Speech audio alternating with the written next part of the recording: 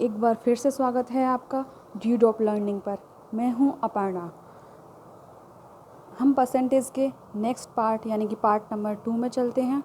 इसके बारे में बात करते हैं क्वेश्चंस की और टाइप्स की। टाइप फर्स्ट के बारे में यानी कि वृद्धि कमी वाले क्वेश्चन और साधारण या दशमलव वाले भिन्न हमने पार्ट फर्स्ट में कंप्लीट कर लिए थे। अब हम चलते हैं सेकंड पार्ट की तरफ। सेकंड पार्ट में देखें तो यहाँ हम बात करेंगे आज पूर्णांक वाले क्वेश्चंस की, या फिर परीक्षा में जो पूर्णांक पूछा जाता है उसके क्वेश्चंस की। साथ ही हम आज बात करेंगे मतदाताओं वाले क्वेश्चन की, जीतने हारने वाले क्वेश्चंस के बारे में या फिर उनके टाइप्स के बारे में। तो सबसे पहले इस क्वेश्चन को पढ़ते हैं। क्वेश्चन के बाद हम सॉल्व करेंगे इसे फॉर्मूला लगाकर। एक परीक्षा में पास होने के लिए 40% अंक प्राप्त करने थे। एक छात्र ने 32% अंक प्राप्त किए और 24 अंकों से फेल हो गया। तो बताइए परीक्षा का पूर्णांक क्या है, छात्र ने कितने अंक प्राप्त किए, पास होने के लिए कितने अंक चाहिए। इस तरीके के क्वेश्चन पूछे जाने वाले क्वेश्चंस में मैंने एक में ही ये सारे क्वेश्चंस ले लिए हैं तीनों, जिससे हमारे कॉन्सेप्ट क्लियर होंगे। तो यहाँ आप एक फॉर्मूला लिखा हुआ देख रहे हैं, ये फॉर्मूला इसमें यूज़ होगा। ये फॉर्मूला इसमें यूज़ होगा। जैसे कि यहाँ संख्या दी हुई है 24, ये इस संख्या की जगह लिखी जाएगी। प्रतिशत जो है 2% दी हुई हैं। अगर 1% दी होती तो वहाँ अकेले 1%, और अगर 2 दी हुई हैं तो दोनों परसेंटेजों का डिफरेंस करके हम इस क्वेश्चन का सबसे पहले हम पूर्णांक निकालेंगे इस फॉर्मूले से। जब पूर्णांक निकल आएगा उसके बाद हम इन दोनों को निकालेंगे।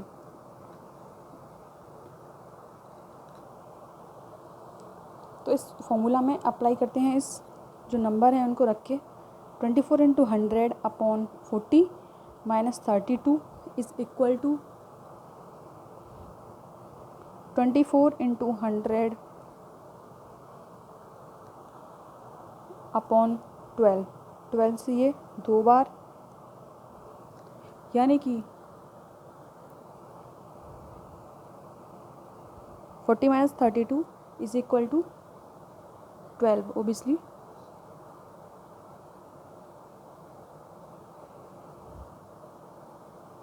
सॉरी 12 नहीं आएगा, 40 माइनस 8 आएगा।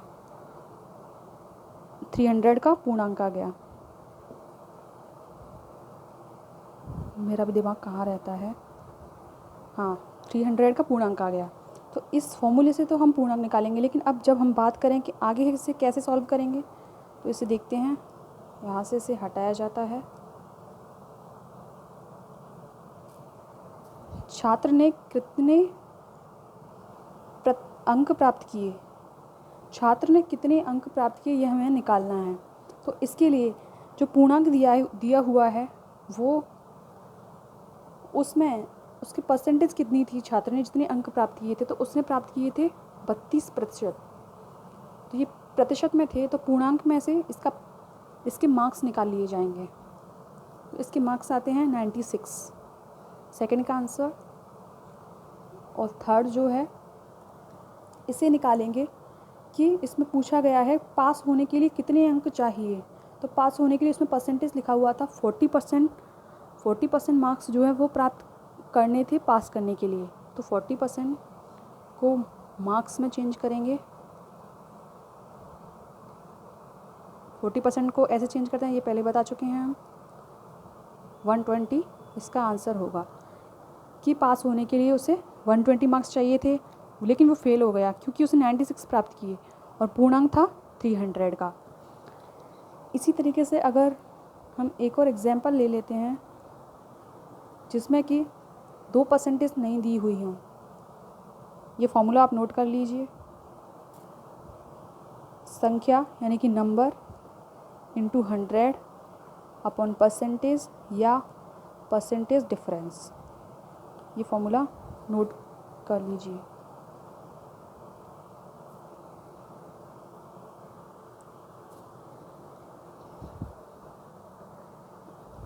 एक और क्वेश्चन लिखते हैं।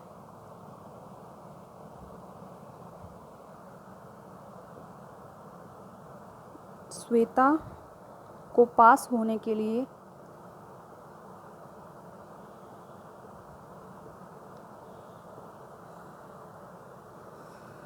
श्वेता को पास होने के लिए 40% अंक चाहिए थे।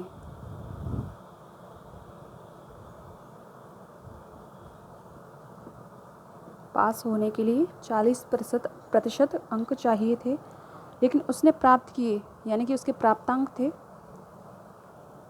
150 अंक, और 10 अंकों से वो फेल हो गई।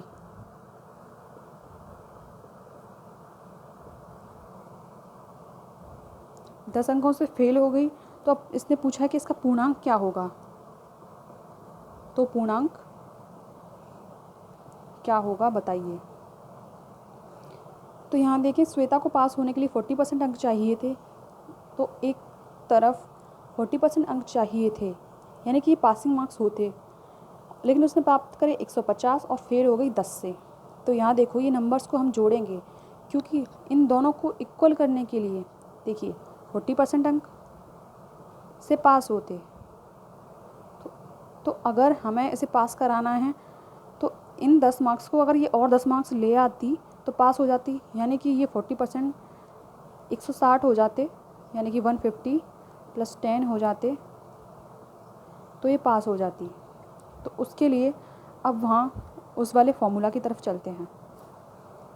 तो संख्या थी उसमें, इसकी का संख्या 1% थी, तो उसमें 1% दी हुई है, उसे 1% को लिखेंगे।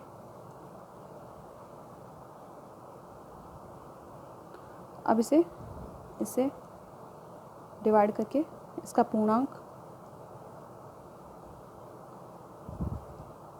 हमें प्राप्त हो जाता है। इसका पूर्णांक है 400। क्लियर है? चलिए मतदाताओं वाले क्वेश्चन की तरफ बढ़ते हैं।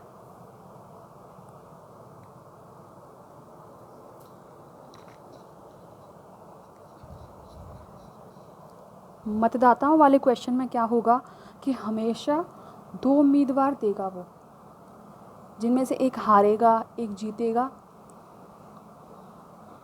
कुल वोट पूछेगा, अवैध मत बताएगा, कभी हारने वाले के वोट पूछेगा, चाहे जीतने वाले के पूछेगा, या फिर पूछेगा कितने वोटों का डिफरेंस रहा, इस तरीके के क्वेश्चन पूछेंगे। तो 2 उम्मीदवार थे मान लो किसी चुनाव में, तो एक ने प्राप्त करे, यानी कि जो फर्स्ट है उसने प्राप्त करे कुल वोटों का 40%, और 800 मतों से हार गया। यही जो है, इसने 40% प्राप्त करे और 800 मतों से हार गया। इतना ही हमें क्वेश्चन में दिया हुआ है, और पूछा है कुल मतदाता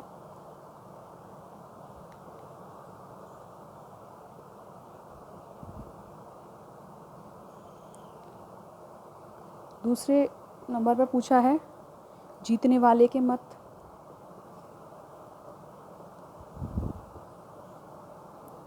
तीसरे नंबर पर पूछा है हारने वाले के,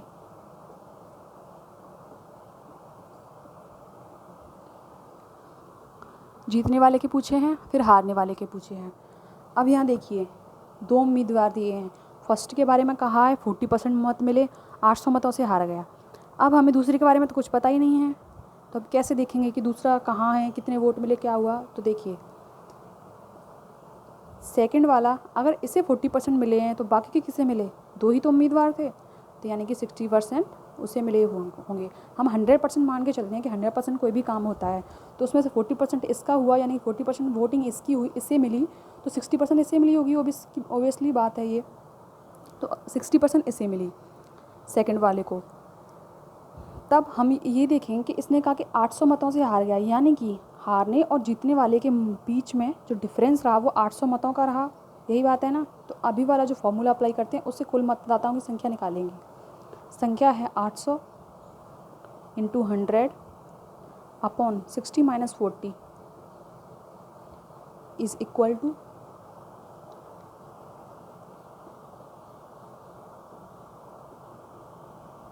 20। तो कुल मतदाता कितने थे, 4000 कुल मतदाता थे। अब जीतने वाले के मतों की बात करें, सेकंड क्वेश्चन, अब 4000 इसके हैं, तो जीतने वाले तो आराम से निकाले जा सकते हैं। 60% हैं जीतने वाले के, क्योंकि ये तो हारा है ना।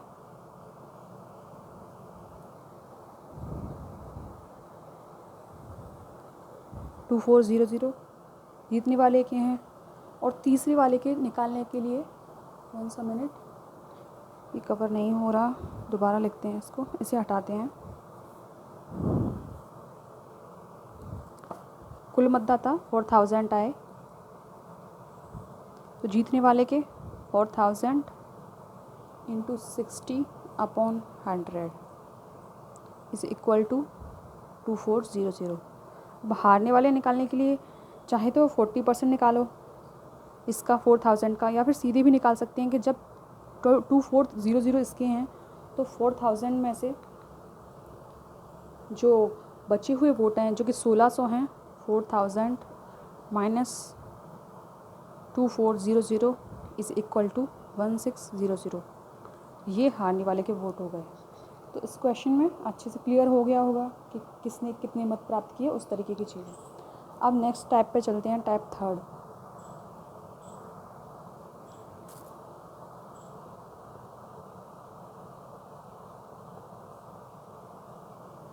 टाइप थर्ड में हम बात करें तो इसमें पास फेल वाली बात करेंगे। चाहे तो आपको फेल ही फेल वाली देगा, जैसे कि उसमें कमी वृद्धि वाले हो रहे थे, ये डिफरेंट है, इसमें फॉर्मूला डिफरेंट लगेगा, लेकिन हम इसमें भी परसेंटेज की बात करेंगे। जैसे कि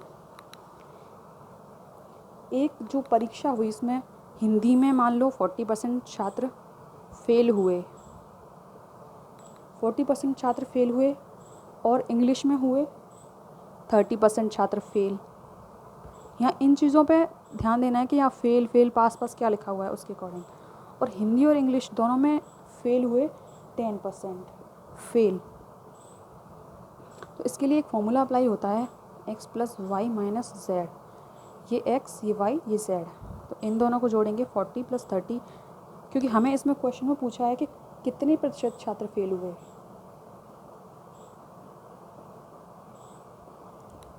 देखिए, सब फेल फेल फेल के बारे में पूछा जाए या फिर पास पास पास के बारे में पूछा जाए, तब ये फॉर्मूला अप्लाई होगा। -10 यानी कि 60% छात्र फेल हुए। अगर इसी की जगह डिजिट में फेल फेल फेल की जगह पास पास पास दिया होता, तब भी यही फॉर्मूला अप्लाई होता। लेकिन ऑन अनदर वे और टाइप के क्वेश्चन करें तो वहाँ देखते हैं कि किस तरीके से सॉल्व करेंगे हम।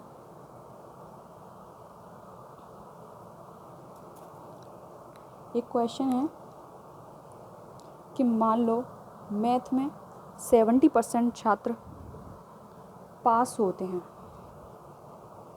इंग्लिश में 80% छात्र पास होते हैं, और 10% छात्र ऐसे हैं जो मैथ और इंग्लिश दोनों में ही फेल हो जाते हैं। अब यहाँ देखिए डिजिट चेंज हो गई, वो फॉर्मूला तो नहीं लगेगा, डिजिट चेंज नहीं हुई, यहाँ ये पास पास फेल का जो था कॉन्सेप्ट वो चेंज हो गया। तो अब इसमें पूछा है फर्स्ट नंबर, कितने प्रतिशत छात्र पास हुए। दूसरे नंबर पे पूछा हुआ है कितने प्रतिशत छात्र फेल हुए। तीसरे नंबर पे पूछा हुआ है कि अगर फेल होने वाले छात्रों की संख्या 240 हो तो बताइए कुल कितने छात्र परीक्षा में बैठे, यानी कि कुल छात्र कितने थे। इफ़ फेल्स का नंबर ये है तो कुल कितने थे। तो अब इसे सॉल्व करेंगे। तो देखिए, अब हमें इस रेशियो को एक जैसा लेके आए कि यहाँ पास पास पास फेल है, तो या तो यहाँ भी पास ले आएँ या फिर इन दोनों वाले एरिया में भी फेल ले आएँ। तो वो वाला फॉर्मूला अप्लाई करके पहले हम फेल निकालेंगे, फिर अगर वो फेल निकल आएंगे तो बचे हुए तो ऑब्वियसली पास ही होंगे। देखते हैं आगे। देखिए, अगर यहाँ 70% जो छात्र हैं वो पास हैं तो 30% फेल होंगे, सिंपल सी बात है। और अगर 80% पास हैं तो 20% फेल होंगे, सिंपल। और यहाँ 10% फेल है ही, तो अब जो फॉर्मूला था उसे अप्लाई करते हैं। इसे थोड़ा सीधा लिखते हैं, x + y - z 30 + 20 - 10। तो इसे अप्लाई करके 40% हमारा फेल प्रतिशत छात्रों का आया। तो पहले में उसने पूछा कि कितने प्रतिशत छात्र पास हुए, तो पास कैसे निकालेंगे, 100% मानते हैं हम रिज़ल्ट को, 100 - 40 = 60% पास। तो सिंपल है, 60% यहाँ पास होंगे और फेल का सेकंड नंबर का आ ही गया, 40% फेल होंगे, 60% पास होंगे। और थर्ड नंबर पे बात करें कि अगर फेल टू 40 हैं तो कुल कितने होंगे, तो अब इसे निकालेंगे उस संख्या वाले फॉर्मूला से। संख्या वाले फॉर्मूला में संख्या को पुट करेंगे अपॉन, अब फेल की बात कर रहा है तो फेल वाला परसेंटेज यहाँ पुट करेंगे 40, 600, यहाँ टोटल जो है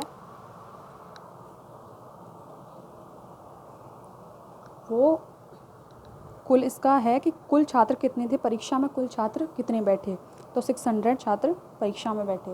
क्लियर है।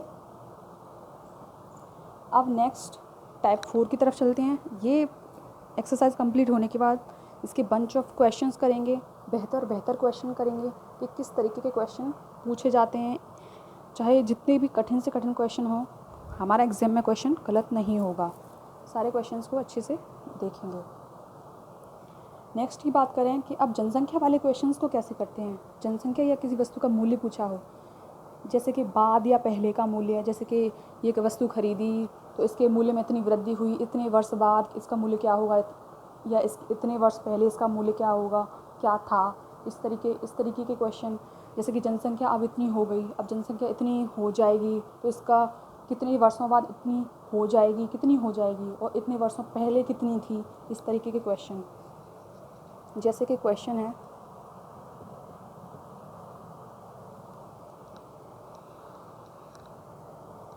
एक शहर की जनसंख्या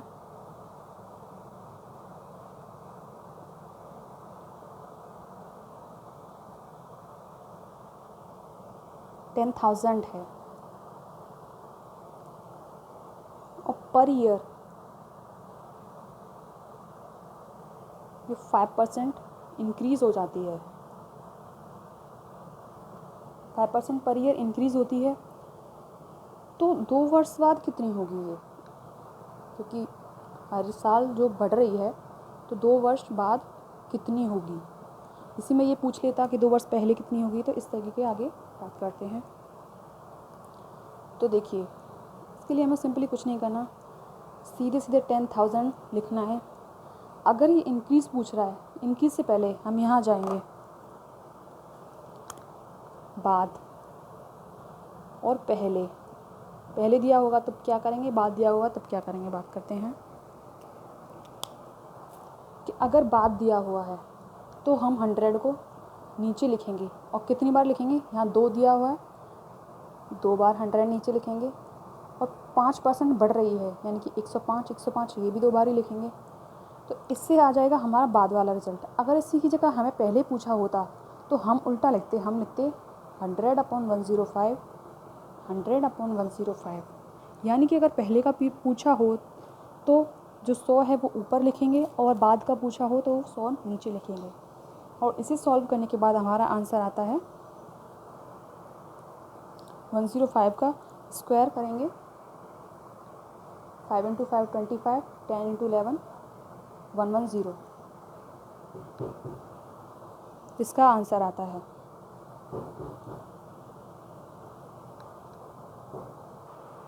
क्लियर होगा। अब आगे बढ़ते हैं नेक्स्ट क्वेश्चन की ओर।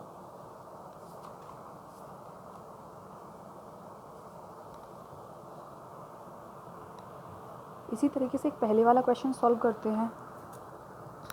जैसे कि अगर एक स्कूटर का मूल्य, क्योंकि हमने जनसंख्या वाली बात तो देख लिया, मूल्य वाली बात कर लेते हैं।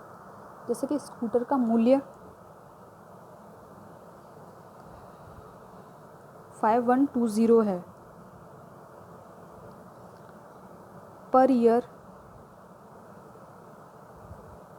ईयर ये 20% इसके मूल्य में कमी आती है। तो 3 वर्ष पहले इसका मूल्य क्या था?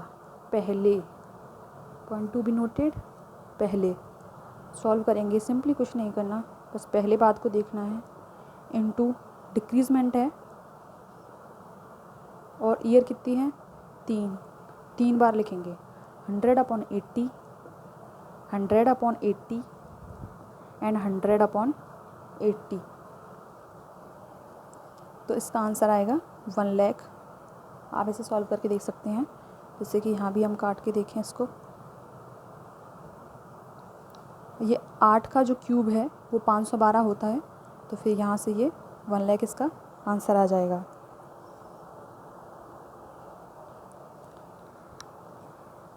क्लियर है? ओके।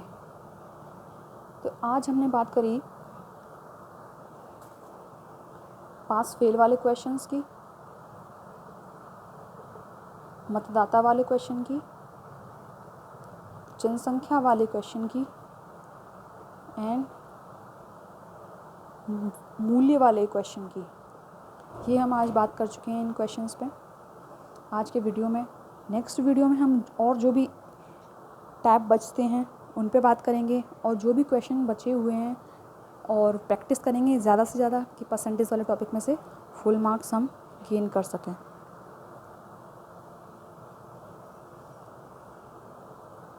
ओके, मिलते हैं नेक्स्ट वीडियो में। अगर आपको ये वीडियो अच्छा लगता है प्लीज़ इसे शेयर कीजिए और ज़्यादा से ज़्यादा लोगों से कहिए कि सपोर्ट करें। Thank you so much. जय हिंद, जय भारत।